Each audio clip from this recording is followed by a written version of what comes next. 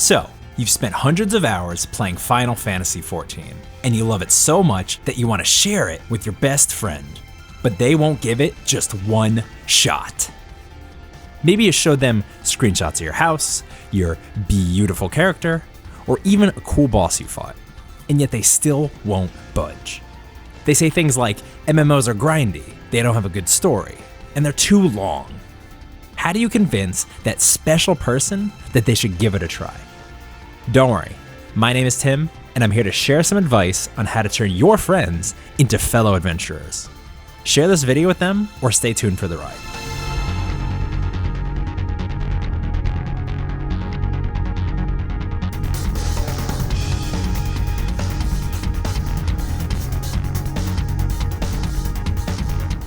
Have you put a bunch of time into Baldur's Gate 3, Stardew Valley, Elden Ring, or even Animal Crossing?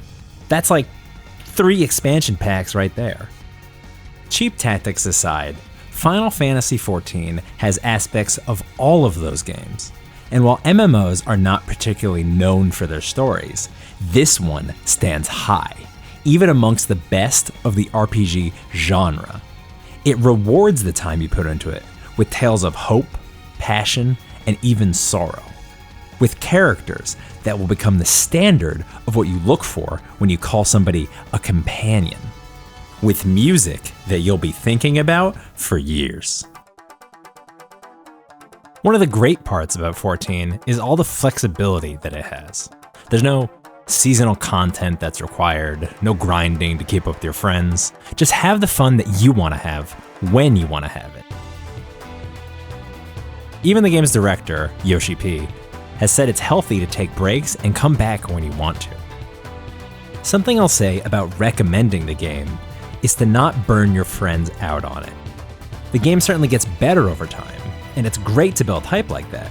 But don't make the mistake of rushing through it just to get to the end and miss out on all the wonderful things that you can find along the way.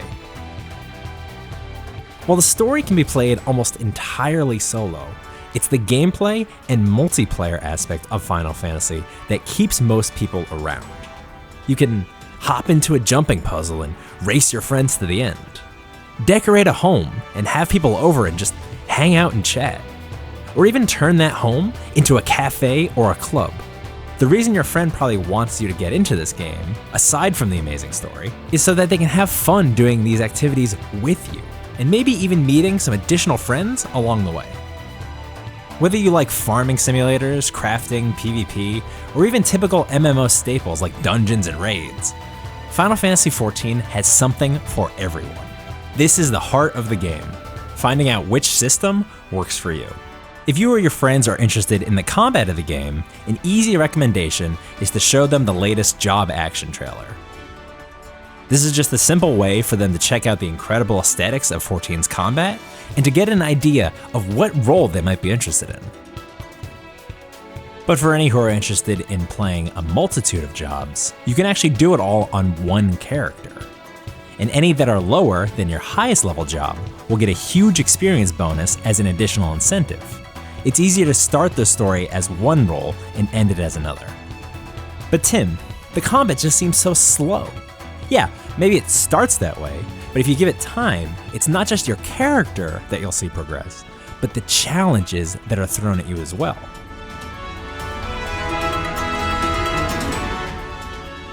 Speaking of challenges, the Gold Saucer is a minigame hub, complete with its own currency to earn a ton of cosmetics.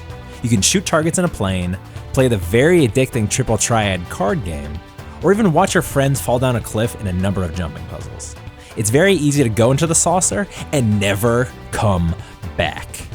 For some of their seasonal events, they even have collabs with games like Fall Guys, where you can play modes that are similar to that. If you like gathering materials and crafting new items like in most survival games, Professions might be a good match for you. Crafting in this game isn't as simple as just pushing a button, but more of a mini game where you have to mix the elixir or hammer out the metal. If those systems I just mentioned are the heart of Final Fantasy XIV, then the players and the player-driven experiences are the soul. By using the tools that the game provides, passionate members of the community are constantly coordinating activities, performances, and ways to socialize. I mentioned earlier that people turn their homes into things like clubs and cafes. But even around the capital cities, you can find people playing music, showing off their latest fit or achievement, or just plain chatting. You can find communities that are devoted to certain activities, like taking the most beautiful pictures of their characters that I've ever seen. Take to one of the housing boards, or look in the city's general chat, and you can find trivia nights, contests, or even live performances. It's all about finding the thing that you like to do in the game and making it a reality.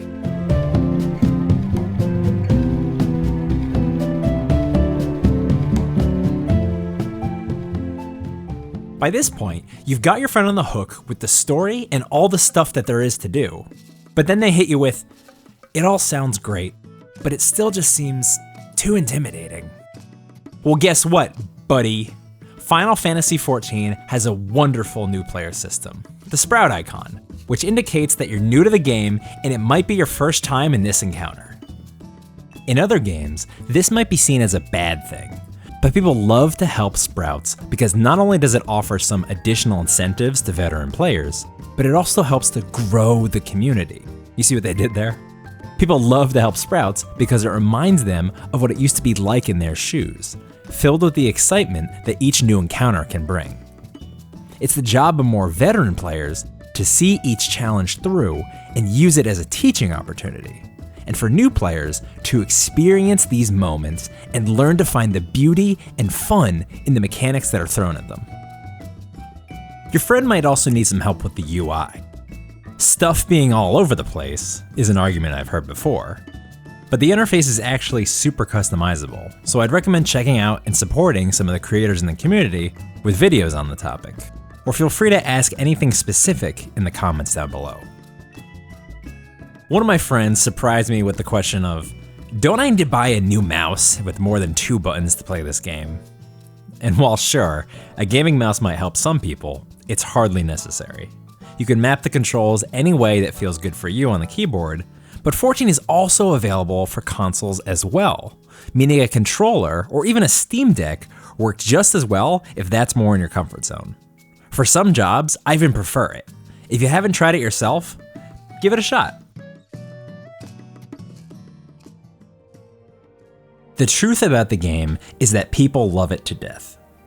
The developers show care and passion for what they do. There's a queue from time to time due to so many people logging in, and enthusiasm for the game has only increased over the years. You might check it out for the incredible story, but stay for the people that make up the heart and soul of this game, this experience. There's nothing really like it.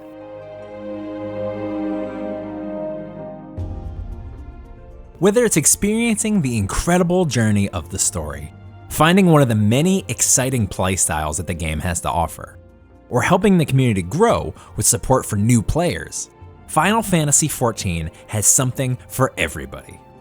You can check out most of the topics I covered here for free in the game's trial. So what's stopping you from finding some fun with your friends in Eorzea? I made this video as a jumping off point for you or your friends to check out the game, but let me know what's worked for you. If you enjoyed this format and want to support the channel, the best way to do so is to subscribe. Thank you so much for watching.